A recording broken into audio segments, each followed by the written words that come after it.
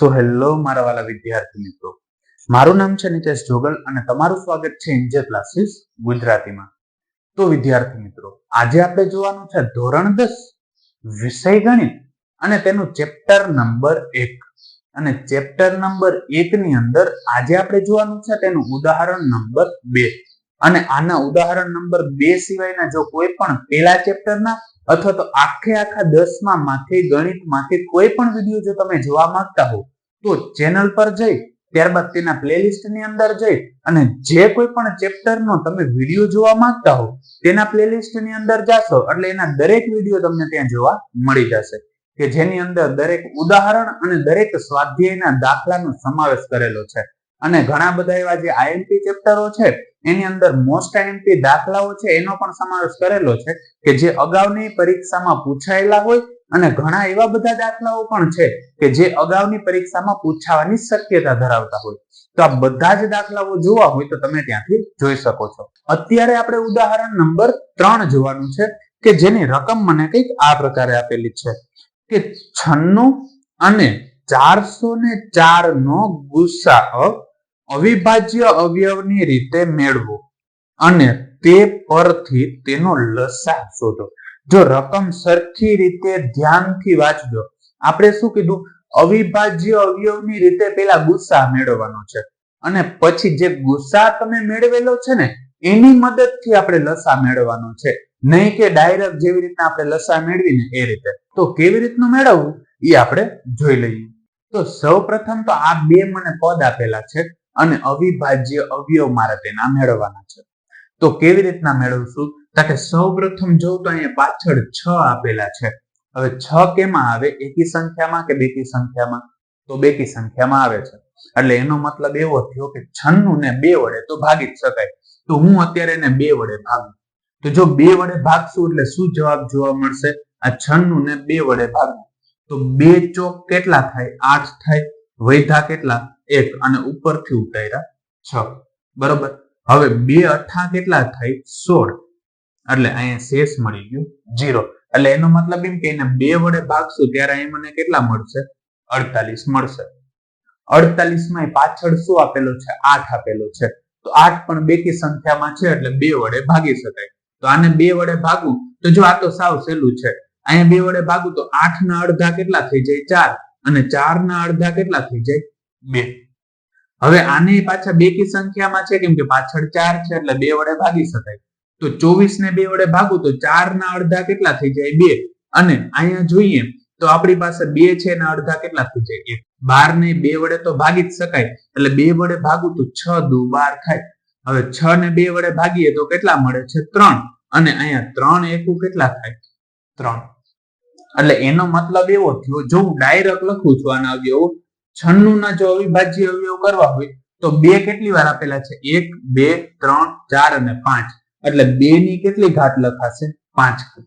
અથવા 5 વાર ગુણાકાર કરીને આ પદ લખો તો એ હાલે. આપણે ટોટલ અહીં કેટલી વાર આપ્યા હતા? 5 વાર એટલે ડાયરેક્ટ 2 ની 5 ઘાત લખી નાખ્યું. અને ગુણ્યા હજી શું આપેલા છે? 3 એટલે ગુણ્યા કરી નાખું છું 3.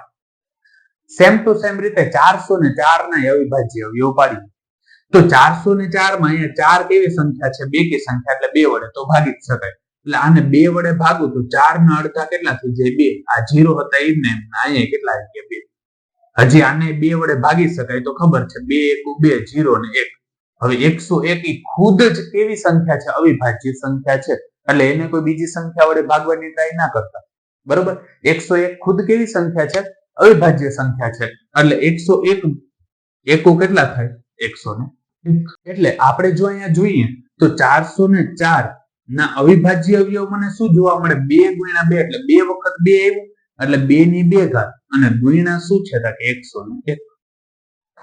બરોબર. આ મને એના અવિભાજ્ય અવયવ મળ્યા. હવે મને શું કીધું તું કે અવિભાજ્ય અવયવની રીતે મારે આનો ગુસા શોધવાનો છે. તો ગુસા શોધવો હોય એટલે ગુરુત્તમ સામાન્ય અવયવી. એટલે હું અહીં લખું છું ગુસા. અને ગુસા કેમ શોધાય? જો ગુસા શોધવું હોય તો તમારે જોવાનું બંનેમાંથી સમાન શું છે. બરોબર. પેલા શું જોવાનું? સમાન. અને જે સમાન હોય ને એમાં નાની ઘાત વાળું પદ હોય ને લખવાનું. એટલે આ બંનેમાં સમાન શું જોવા મળે છે? 2 જોવા મળે. હવે અંશમાં છે 2 ની કેટલી? 5 ઘાત અને નીચે કેટલી છે? 2 ની 2 ઘાત.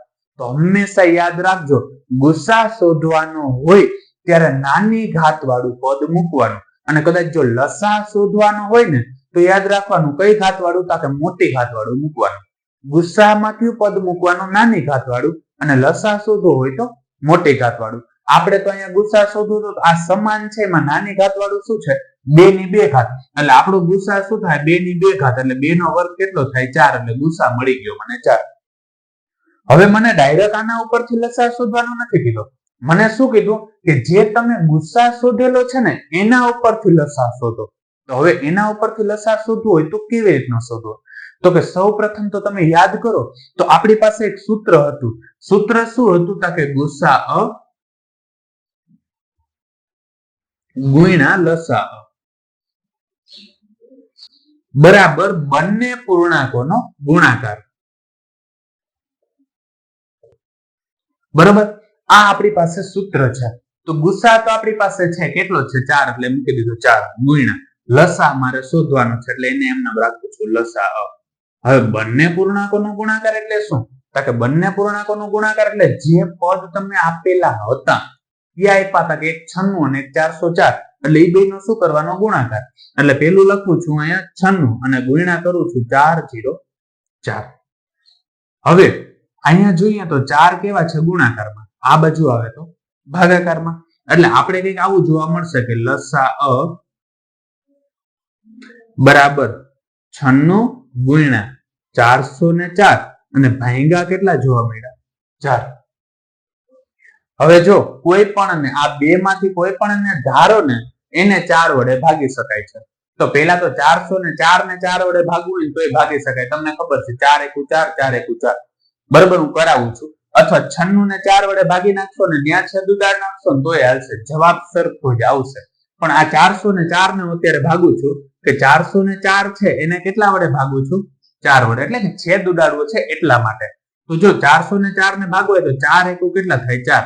અહીંયા શેષ મળી ગયો 0. આ 0 હતો એ ડાયરેક્ટ ઉપર આવી ગયો, એટલે આ 4 ને ઉતાર્યા નીચે. હવે શું થશે? તો કે 4 એકુ 4, એટલે અહીં શેષ મળી ગયો 0. એટલે આનો જો તમે કદાચ છેદ ઉડાડો ને તો અહીંયા કેટલા જોવા મળે? 101, જે આપણે અહીંયા હમણાં જોઈ લીધું છે. બરોબર, એટલે એમાં કોઈ ફરક પડતો નથી. હવે મારી પાસે વધ્યું છે શું? તો કે અહીંયા છે 96 અને ગુણ્યા શું છે? તો કે 101.